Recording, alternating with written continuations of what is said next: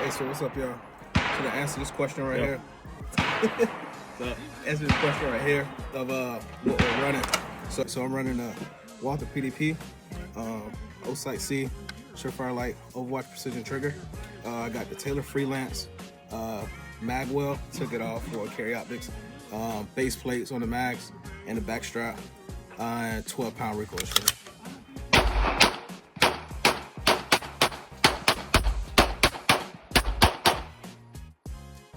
Alright, so I'm doing the Canik XFX Pro, 1HO, O-Sight.